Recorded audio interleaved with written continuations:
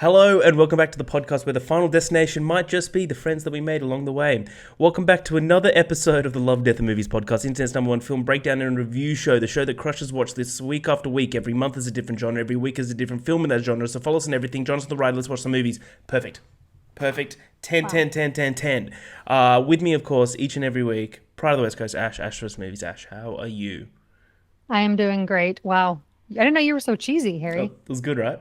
It was I pretty loved good. it. I had a mini heart attack about 5 seconds ago because I looked down. I thought we weren't recording, and I was like, I'm not gonna be able to do that twice. That's impossible. That's impossible. How are you, Ash? I'm doing good. How are you? I'm swell. I'm swell. We're Good. starting up a new month, Ash. New month where we're done with nostalgia in November. We're going into December, and it's Christmas time. And what says Christmas like Final Destination? We're going through each and every Final Destination movie. We're spoilers for the next episode. We're bulk recording two, so we're two down, three to go.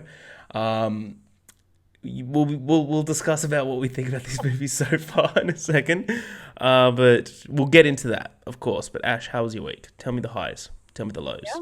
Tell me the in Yeah, it betweens. was a pretty good week. It was Thanksgiving 2 days ago Yeah, here in the US. So we actually had two Thanksgiving things to attend, one on Wednesday, one on Thursday. So started a little early. But yeah, it was a pretty easy work week and then ate a lot of food for 2 days in a row. A lot of turkey, a lot of mashed potatoes, what a was lot the of stuffing. highlight?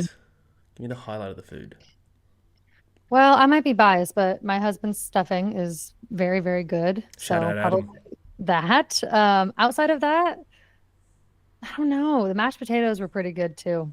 The Oh turkey yeah. is never my favorite. I think I've already talked about this a Yeah, little it bit gets before. really dry so easily, doesn't it? It does. Yeah. It's a very difficult meat to get perfect, and especially because it requires so much like care and specific like temperature check. It's very tedious. Yeah, fair. But yeah, I'm kind of glad it's over because I really only like this food like for 2 days a year, and then I'm good Then for you're the good. rest of the year. So yeah, but didn't really do a lot of Black Friday shopping because I don't really need anything, but did decorate for Christmas. So that was probably the high of the week. Did get the tree up and decorate the house and lights outside the house. So yeah, it was a good week. Can't complain. Now, at Black Friday in America, right? Is it as chaotic as every movie and news station kind of? Is it like Thanksgiving, the first It scene with used to be. Thanksgiving? It used to be like that Okay, before, like now with the online shopping and COVID and all that, most people just buy everything online, and the sales actually last for like an entire week that's leading up good. to Black Friday. So there's really no need to go out in person, wait in line. But like, yeah, when I was like young, college age, my mom and I would go wait 2 hours in line at Target just Really? to go shop around the store. Wow. Yeah, it's You wild. I you don't know. guys are fascinating over there. Holy One shit. way to put it. Yeah, Yeah. that How was is your one. week? That is definitely one way to put it. Yeah, my week was good. It's just been work, to be honest. I got to see Wicked. That Oh, was yeah. that was good. Some people are saying it's like greatest film of all time. I'm happy for them. I just don't. I've never seen the musical, so I don't really have that attachment. Are you super into musical theater? Like not so much movies, but like have you seen live musicals? Yeah, I love the live musical. I've got tickets to Les Miserables. Ooh, Yeah, which I'll be keen to see. But I've got in a couple of weeks I'm going to Hamilton. Never seen Hamilton, so I'm going to go see Hamilton. So I'm nice. keen for that. I love a musical. Like one of my core memories when I was a kid was when I went to the UK to visit my brother because he was on a. I'm not sure if you have gap years in US, where it's like when a person finishes high school, they can take a year off between high school and or college for you guys, Mm. and they go like into broad and go work in another country, and the university or school facilitates that. So my brother did that in England, and we went over there, and it was my birthday, and my mom's just like, well, like she's like had a surprise for me. She didn't tell me, and I didn't understand what we were doing until we walked into the theater to watch the Lion King musical. And Oh then yeah. and then since then I was like, I love musicals. Musicals are great. Musicals are so sick. So yeah, I've That's seen one of my favorites I've seen as well. I saw it so in good. San Francisco, but yeah, it's great. Yeah, so I've seen a whole lot of musicals. Nice. I love a musical, but I'd love to see Wicked. I just never gotten around to it. But yeah, the movie's good, really good. I'd say, very long. It's almost Hmm. 3 hours, so just keep that in mind. I thought the first two acts kind of dragged, but the third act was awesome, so it made up for it. Um, Saw Heretic, liked it, didn't love it. I thought it was fine. I thought it was pretty forgettable, and then I'm just gonna move on. But I've got a fucking week of movies this week. Do you want to hear what I'm seeing? I'm seeing Of course. like my week is stacked. So today I'm seeing The Brutalist, that Okay. Adrian Brody film that's like 3.5 hours long. Hmm. Tomorrow I'm seeing Piece by Piece. It's the Pharrell Williams biopic that's in Lego. Oh, okay. I'm seeing that. Tuesday, I'm seeing Nosferatu. You Yeah, are. yeah. So I'm working with a client at the moment for work, obviously, and I asked them like, oh, it's for Universal Pictures, and I asked them, I was like, yo, is there like a pre-screening for Nosferatu? And he goes, oh, there's only a media screening. You want to come? And I was like, yeah. This was like on Friday. I was like, yeah, I do. Mhm. He's like, how many plus ones do you want? And I just asked my team like, who wants to come? So I'm like, can I get five? He's like, yep. so Wow. so me and a little crew are gonna go see Nosferatu. I'm seeing Anora again on Wednesday, and then We Live in Time potentially Sunday, See but it. it's on the same time as the Lord of the Rings marathon that I wanted to go to. So Okay. I'm Well, I gonna have can't tell to. you to skip Lord of the But Rings it's like, which marathon. one do I go to? Because I already have I tickets mean, for We Live in Time. the Lord of the Rings thing, it does sound like they do it annually They where do you it are. twice So a you year. would, okay, you've done it before and you would have the opportunity again. I mean, We Live in Time, I loved it. I don't know if you're going to love it as much as I Do you did. reckon I'll I cry? don't think that you will. I think that you'll cry. I don't think you'll love it as much as me, but I do think you're going to like it a lot. Hey, I like movies. I know. I'm just saying, like, as far as I have like a personal reason why I love it so much, but I think that you'll enjoy the chemistry and the actors. So Yeah, I okay. would guess like at least a 4-star movie for you. I do like chemistry, so that makes sense. That's it. Nice. I don't know. Have you started your Christmas shopping? Yes. Does Adam listen to the podcast? No, probably not. What are you getting Adam for Christmas? I don't know. We do stockings, so we don't do like one big gift. We just do a reasonable amount of stocking get stuffers. get him another jacket. I like that jacket. I think he already ordered another one of those, to be honest with you. So It's a good probably jacket. doesn't need any more. But yeah, I'm still working on some ideas there. Fair enough. Just in Enough. case he decides to tune in, I'll tell you off screen. Okay, sounds good. Enough about Adam. All right, we'll have an Adam centric month or something. I don't know. Oh, that could be fun. Adam, I don't know. Adam, There's like, so many Adams in the acting world, so it wouldn't yeah. be hard to do. Today we're diving into Final Destination, directed by James Wong, in the year 2000. And good lord, is this a 2000s film? Quick synopsis: after getting a premonition about a plane crash on his school trip, Alex, a student, saves a few of his classmates. However, their situation gets complicated when death starts chasing them. Classic. Budget of this movie was 23 million, only made 112 million, which I guess in 2000s was a lot, but like to really want to start a franchise around this, I was like, it's not a big investment, I thought, which is pretty cool. But before we start, Ash, what's your, what's your relationship with Final Destination? Like, what's your thoughts?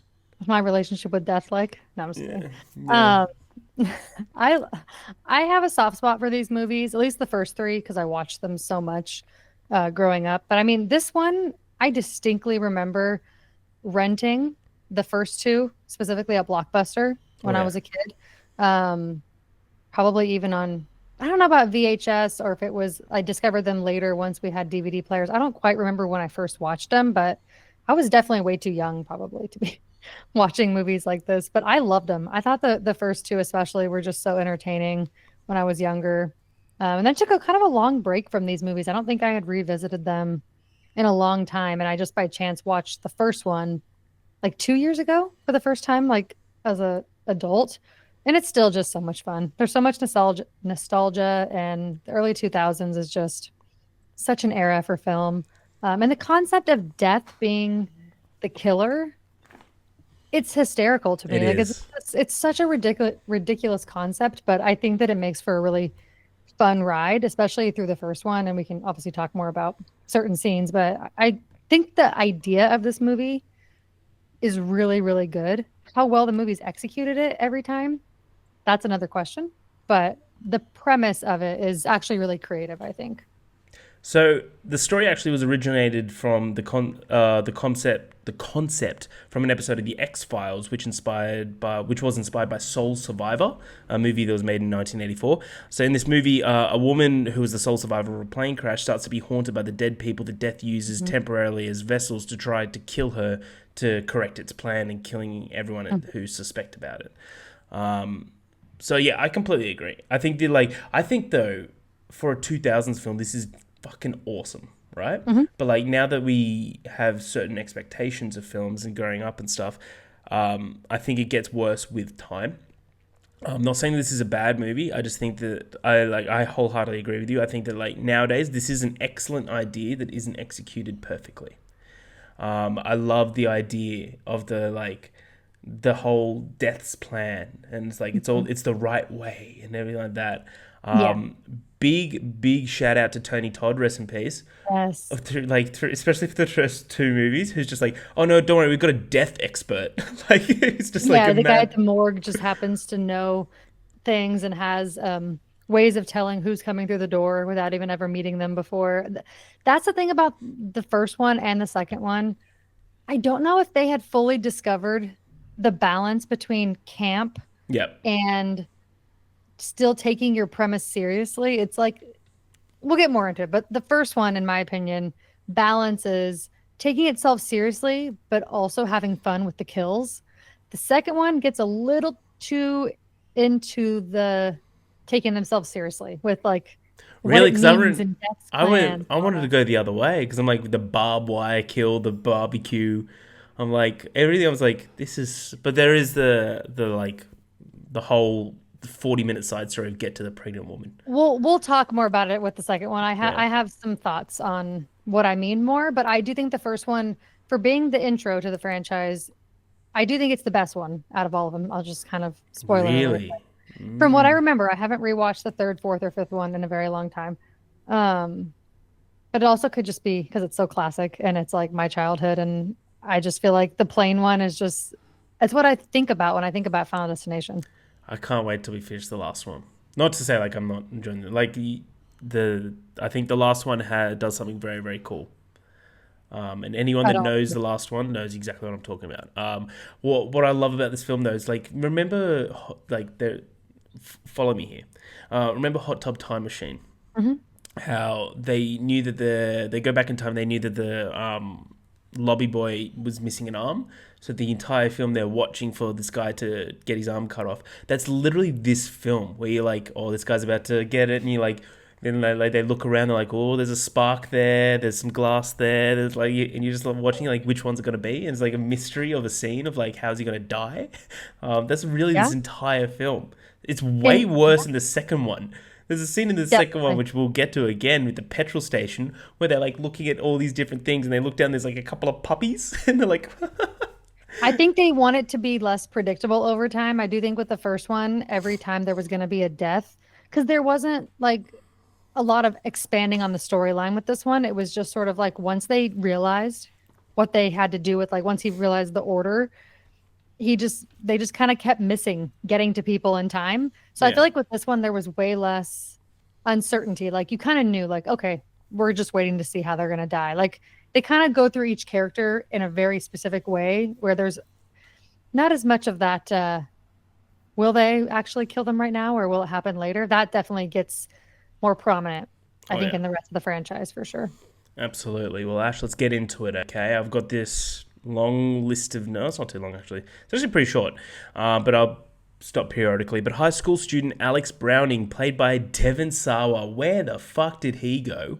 Boards Volley Air Flight 180, a Boeing 747, just because I like planes, with his classmates for a senior trip to Paris from JFK Airport. The trip is 10 days with 40 students from the high school. Jesus Christ. Imagine trying to manage those kids for 10 days in another country. In springtime, and is supposed to be a trip with memories to last a lifetime. Before takeoff, Alex has a premonition. He visualizes the event With the group boarding the plane itself being in bad condition, Alex switches seats with Christy and Blake, who are fellow students. His tray has a faulty knob, and after takeoff, there's a mechanical failure leading to a mid-air explosion, killing everyone on board. When the events from the vision begin to occur in reality, he panics until a fight breaks out between him and his rival Carter. Love it, rival. Played by a fantastic name of Kerr Smith. Resulting in both being removed from the plane, alongside Alex's best friend Todd, rest in peace, Carter's girlfriend Terry, teacher Valerie Luton, and students Billy Hitchcock, Sean William Scott, how good's that, and Clear Rivers, who's Ali Lardner, which it took me a while to recognize what she's from. She's from Heroes. She's also from Legally Blonde. She plays the person she's defending. I was like obsessed with Heroes back in the day, and I was like, I know She mostly this girl. has blonde hair. Yeah. Like, so it's kind of weird to see her with dark hair and bangs like that. That's what it was, because I was like, I know those eyes. Tell you what, she could make...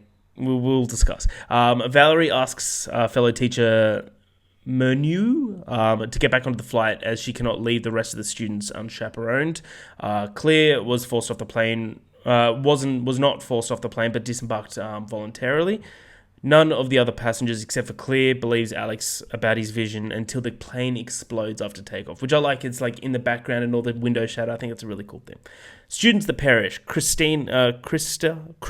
Blake, who's the two girls that he swapped seats with, George, which I believe is Todd's brother, and the teacher, Larry. I don't know where the other... That's all the list I found online of who died. I don't know where the other 40 students are, but... everyone else died. They're all scattered. I think those are the only characters that are actually named. Okay. Fair enough. Bye-bye. Afterwards, the survivors are interrogated by two FBI agents by names of Ween and Shrek, who are both suspicious of Alex. He's a kid. Alex is not able to explain how he knew that the plane was going to explode after takeoff, and simply says that he had a vision where he saw the plane explode. Alex lives with his parents, Barbara and Ken. I didn't continue a sentence there. I just thought it should be known. Carter refuses to acknowledge that he owes Alex anything. Carter is the jock in it, so we can call him Jock. All right. Jock refuses to acknowledge that he owes Alex anything, and says that he'll live his own life to the fullest. 39 days later, after attending a memorial service for the victims, an unusual chain reaction occurs, which is a leaky faucet spills water onto the bathroom floor. Todd slips on the slippery floor and gets tangled in the clothing line inside the shower. I'm sorry, this was like one of the worst deaths in the entire franchise. It's so demoralizing. Stupid. It's so like dumb. The water from the toilet dripping all the way down to it's so bad. Causes Todd to be accidentally hanged in his shower that night. Mysteriously, the water then retreats into the faucet, which I didn't like that. I was like, just put it out there, Death, you know? Don't be a little bitch. Faucet after Todd's death. The water is now dry and clean, and there is no apparent cause of death. So, Ash, what do you think about this opening? Tell me about... because you love the opening. You love this opening. I do love this opening. I don't know that this opening is better than the pile up. I think that one is definitely iconic, but I do love the play. I think this one is... the first two movies had something going for them, which was a level of realism. I think that's where the fear and the horror aspect came from, is that obviously death being the killer is a scary concept, because if it is your time to go, like knowing that it could be creeping up on you at any moment, but you don't know when, that's terrifying. And also, plane crash could happens all the time, and it is quite terrifying. So I think that they did a good job with the general plot of this movie, as far as the setting, being high school students. I think these Final Destination movies thrive when it's focused on high school students. I think it's more fun in that sense. And so this one fits that well for me, at least. And then the plane crash is just so epic. Feels quite unrealistic when you're watching his premonition happen. I love just how much fire and like how much CGI they used. Bless them. They were really having fun with it back then. But yeah, I think Todd's death is the only one in this movie that actually like annoys me. I just feel like it's the fact that he's kind of like by himself in his bathroom and they like classify it as unaliving himself. I just don't like that. Like after his brother already died in his dad's pit. Like I just feel like it was a little too dark in comparison to the rest of the deaths that they go through. Yeah. And I also just think that it's really stupid. Like you said, it's like the water comes out of the toilet, follows this line, and then like sucks itself back under the toilet. So it looks like nothing happened. I don't know. Yeah, I don't know. it's a bit weird, right? I find that death to be the most like off-putting. So I'm happy it happens like first. Um, Not Todd. Not Todd. yeah, I You don't know? know. But Alex as a character, I think, is a really great like protagonist for this like type of horror film. I think he does a good job. I love. Is it Devon Sawa or Yeah, Seats? Sawa. Sawa? I always love him in movies, so I think this is a great role for him. But can we please not name people Clear Rivers? Yeah, that was a shit name, wasn't it? Stupid name. I'm sorry if that's your name. I apologize, but parents got to do better. Yeah, we got a big fan base of Clears. I'm sure we do. But no, I love this movie. I think that it's a lot of fun. I don't think it's great, but I do think that this opening is pretty iconic. And I think it's pretty hilarious that they bring the FBI in within like hours of it Yeah, happening. yeah. Hilarious to me. What about the name Shrek? He like, and it's like the year before Shrek comes out. I bet either like the creator, what was it James Wong, of this, the director of this film would have been like, fuck. Now one of my agents is a ogre. Yeah, they also is that the one that the I don't know which one is which, but they both just kind of weird me out. They both just look suspicious. Yeah, there's one guy that looks like I think it's Shrek, that he looks like one of the guys out of Arrested Development. Um, who's Something's up with him. He's like, I'm starting to believe him. Yeah, he talks weird and he's got like a this weird thing with his nose. I don't know. He creeped me out the entire time. Yeah, you got a weird nose, dude. Anyway, Alex, by the way, these notes aren't too long, so this is going to be a short one, but it is okay. You All can't right. really. It's Final Destination, We're not talking about Green Mile. Right. Alex has received hints about Todd's death that night and rushed home to find that Todd had already died. Oh no, Claire. Like, let's get a different name for Claire. All right, what do we call her? Oh, Hottie McHot Hot. Okay. Hottie McHot Hot takes Alex away from his house because she's just there, lest he be impacted by death. Lest he be implicated in his death, sorry. Hottie McHot Hot says when Alex spoke on the plane that she could feel what he felt and hence followed him on the plane. Again, that night she could feel Alex's panic, hence why she came to Todd's house. I never understood this part. Of just like, do you like have like a force sensitive connection with Alex where you feel what he's feeling or something? Their whole relationship is so weird. The way she explains it in her garage, I feel like, is that she has this like pull to feel what he's feeling. She can't see it, but she can feel that something's wrong. Plot armor. And she just magically has this, like, she's drawn to him. Yeah. I don't like that. I don't like I that. also find it so weird that they basically, like, by the end are in love and, like, she's like, no, baby, don't go. And, like, they've been dating for what, like Yeah, a the week? the end it's like a mad third wheel holiday. Yeah, like, but even then, they've been dating for 6 months. Okay, fine. The ending makes more sense. But by the time we get to the end of the movie before that, I think it's only been like a week or two Yeah. that they've been hanging out. Yeah. Which is pretty funny. But yeah, while his death is ruled a self unaliving over guilt of George's death, he's his brother, who stayed in the plane, Alex sneaks into the funeral home with Hottie McHot Hot to examine Todd's corpse. Alex learns that Todd was pulling on at the shower clothesline, which means that it couldn't have been a self-unaliving, which the police had concluded, which is wild that a high school student saw it first. It doesn't matter. The home's mortician, William Bloodworth, played by Tony Todd, he's just like, oh, good to see you. Like it's in the middle of the night. Like, I love him. He's always there. He's always there. Reveals that the survivors who escaped from the impending circumstance have disrupted Death's plan, who is now claiming the lives of those who were meant to die in the accident. Alex and Hottie McHot are discussing their next move when the rest of the survivors arrive outside the cafe. Carter again confronts Jock again confronts Alex and says that it's because of him that everyone's life has turned upside down, which I never understand this. He's like, dude, you wouldn't be alive without me, so just back off. Valerie declares her intentions to move town. Valerie, I'm pretty sure, is the teacher. While Yeah. Terry, which is Jock's girlfriend, is furious that Jock picks a fight every time he sees Alex. She refuses to let the plane crash be the most important event in her life. She backs up, steps into the street while talking, and bam, Terry's run over and killed by a speeding bus. Classic scene. Classic scene. After watching a news report of the cause of the explosion, Alex concludes that death is reclaiming the survivors according to the sequence of their intended demise on the plane.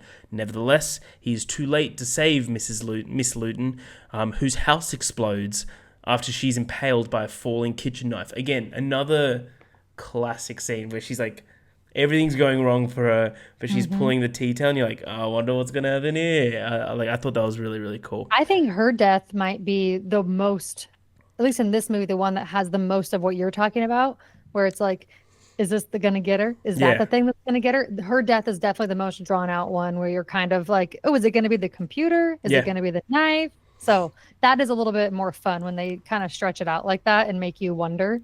But they don't have that many of those in this film. No, they don't. It's definitely more in the second one. Yeah. The second one, well, like also a thing to touch on with this first one, which I thought was interesting. They don't really do it in the second. I don't think they do it for the rest of the series. They kind of see death as like an apparition, like a ghost. Like when they're about to die, they see like a figure or a dark shadow just go through the room, and you're like, they don't really. So they brought like an element of like supernatural kind of stuff in there, I guess. I don't know if that was consistent with every single person who died though, but it is interesting. They do kind of make a point to show it. Like there's a spirit there, something that they're sensing. Which it is interesting. They don't really go more into it. I didn't include in the first. I didn't include in the notes. I should have. One of the first guys that dies, guy that wins the lottery, and then remember he's in his second one. Is that the second one? Mm-hmm. Okay, I'm good then. In my head, I was like, I've missed something, haven't I? No, you did. This one it goes from Todd, and then there's like a bit of a gap, and then it goes straight to like Terry, and then it's just every like death boom, in these boom, movies boom, are all boom. the fucking same. Like, but all the characters. It happens really fast like that. I feel like the first one always takes a while to get to, and then once the first You're one right. happens, they just kind of are back to back. I'm just scrolling through my notes for the second one. Yeah, you are correct. Yep. Evan, who is lucky lottery winner. Yep. I didn't miss anything. We're all good, guys. We're good. We're back to Lumen's death. Put the swords down. She's dead. This is the last part of my notes here. So, do you have anything to add here or not? I do. It's Final Destination, you know. Yeah, but I'm trying to like have still like a conversation about it because obviously it's still like a movie review. For sure. But yeah, I mean I don't know. I do think that the middle chunk of the movie gets a little bit dull up until they kind of get to that last chunk where like they're in the train track, like that kind of build up and like that intense moment when they're all four in the car. That I feel like that's where it starts to pick up a little bit. I do think that Terry's death, sadly, it's like it's kind of forgettable. It's really sad. It shouldn't be, but it just happens so quick, and it's just like nothing. It's almost just like they just move on. Like all these people are dying. And I find it so funny in these movies. It's like it's not really affecting them that much, but maybe they can't let it because they know they're next. So we can touch on, I guess, for a second. What do you think about the scene where Alex is doing all the research online and he finds a photo of the seat arrangement, and that's how he makes his like master plan of who was supposed to be in Death's design? I love it that the news station posts, "Hey, this is exactly where where it's supposed to go," and he's like, hang on a second. Yeah. I got this. And yeah, I like that idea that it's like that the plan is doing it in order. I think it's I will say one thing that this one and actually the third one do really well, and they're kind of consistent, is like the main character who has the premonitions is kind of the one who gets all the clues. Yeah. Right? Like all the signs. And I like that how subtle it is. Like in this one, the fan blows when he throws the magazine, and then the piece of paper that says TOD on it. Yeah. So I like how everything that he's getting these little clues for is very subtle. I think that some of the movies kind of lose that. They get a little too into the idea of like the premonitions. So I think it's kind of fun that this one keeps it very simple. It's pretty much just Alex that can sense it, and he doesn't have a lot of time. It's like once he gets the clue, he doesn't have a lot of time to warn the person. So there's that like threat of like racing against death, I guess. Yeah, that's a very good point. I agree. I think that's really cool.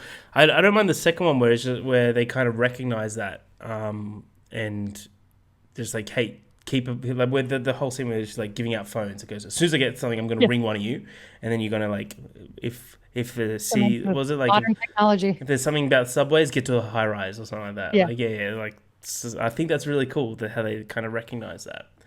But yeah, Alex is a good character in this. Anyway, the remaining survivors reunite while driving through town as Alex explains the situation. Jock, who's sitting next to an enraged, who is sorry, let me start that sentence again. Jock, who is next in line to die, is enraged over Terry's loss.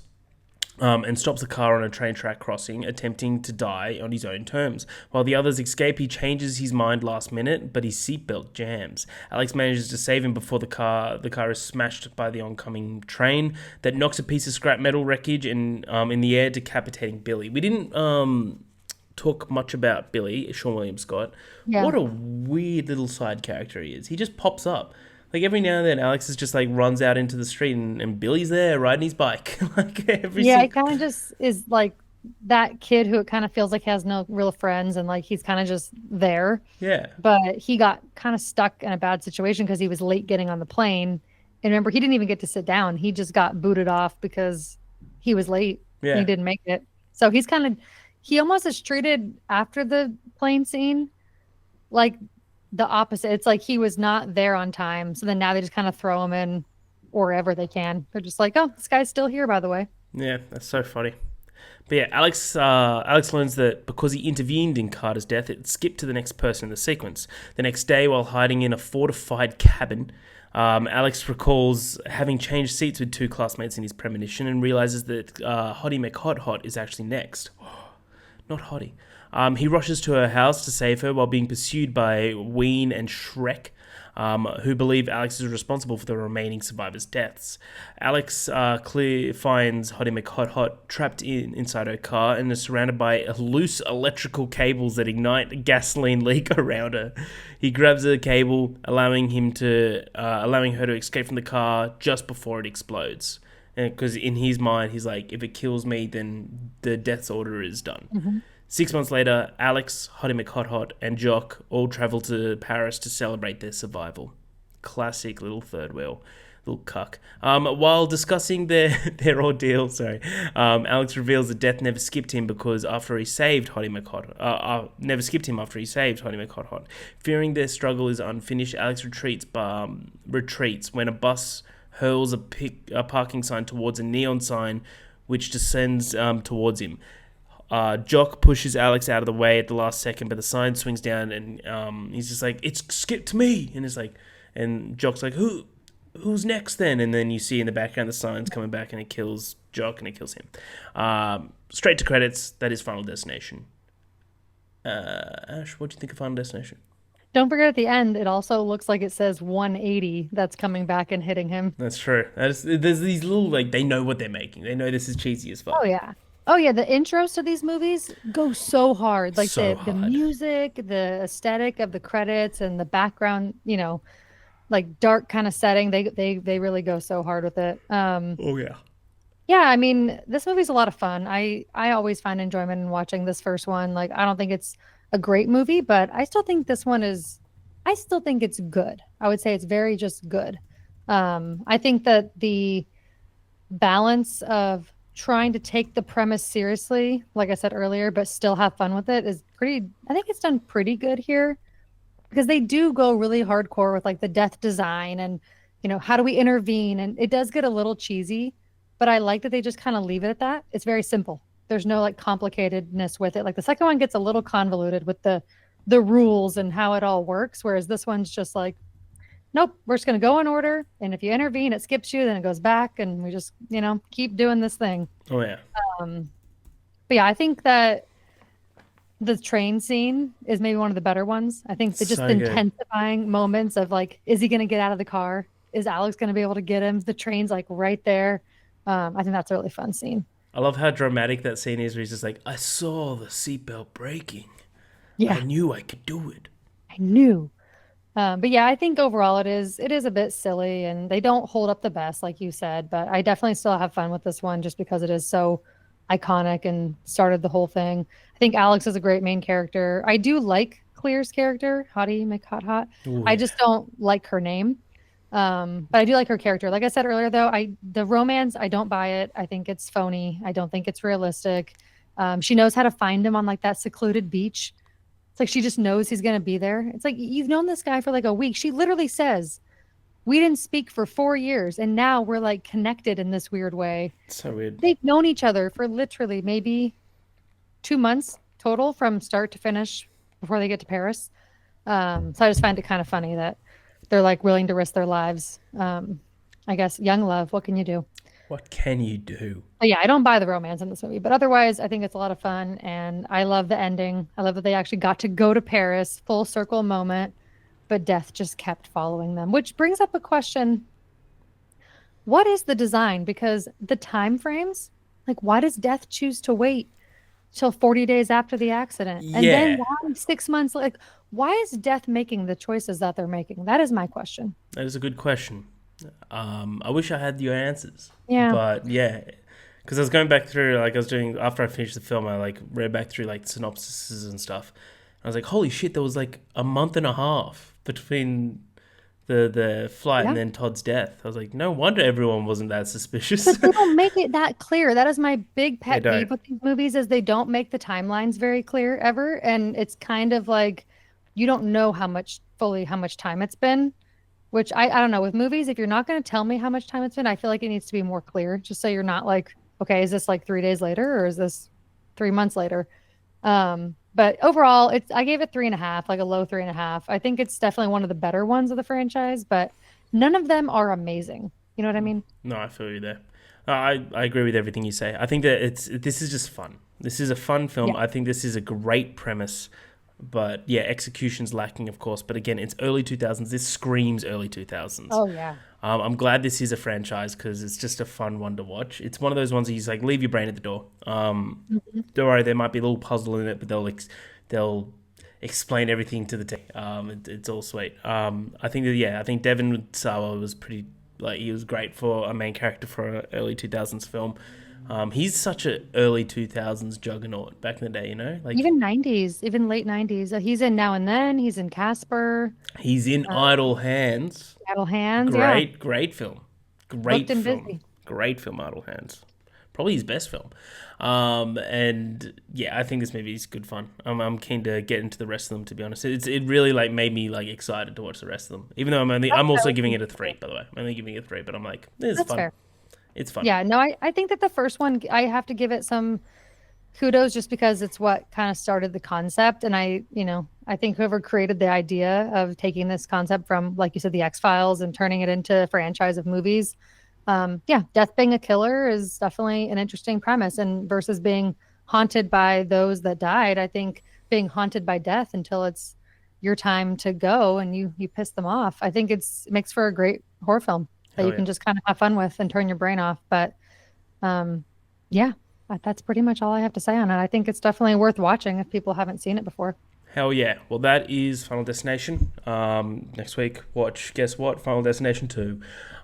Which, good fun. Can't wait. But until then, go into a quick drafty end of the episode. Ash, we're kind of toying up different ideas for this draft, but we're just going to make it really simple for this one. We're just going to do best franchises. So that has to mean more than 3. So We're doing horror film franchises, right? Or we're doing all franchises. we could do horror. We could do. I've got notes for all, but I can. We can just do. Oh, okay. We can just do horror. You want to just do horror? We can do horror. I just assumed only because this is like a horror franchise, so I did not Um, prepare any other franchises, but I let can me come up with them on the spot if you want to. let me see if I got 10 We horror can just film. do five each.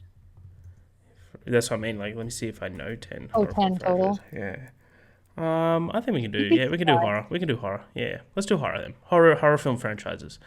Um, I got picked for. I did random wheel generator. I got picked for first. Don't worry, because like it means we each get to pick our favorite ones. Then Mm-hmm. I'm gonna go Nightmare. No, I'm gonna go. I'm gonna go Scream. I think for me, Scream is the best horror film franchise by Yeah. a long shot. Nightmare on Elm Street's not my favorite horror franchise. No, but it's your favorite. I only horror, like favorite horror film. two of the Is movies. it Nightmare So on Elm Street and New Nightmare? I like three movies. No, Dream Warriors is like one of my favorites. Okay, that's cool. The third one. No, I'm going to take the Evil Dead franchise. Fuck. That's my favorite Yeah, horror franchise. nice. Oh, of course you're going to take that, actually. It was dumb of me to Scream is assume. definitely up there, but I have more highly rated movies in the Evil Dead franchise for sure. Nice. Okay. See, now I'm like, do I take ones just because there's one good movie in there, like one awesome film? I'm going to take the Alien franchise because Yeah, I love Alien, of course. I love Prometheus and Covenant. I even love and Aliens. Yeah, yeah. Alien's a great pick. Yeah, that's yeah, a yeah. great one. I just haven't seen a lot of those ones in between Yeah. the originals and the most recent one. Okay. I think that I will do. Hmm. I'm trying to think if this is a better. Trying to think between. I'm trying to think like what movies are all included in some of these franchises because some of them are not like the name of the movie is not exactly what you would think. Mm-hmm. Hmm.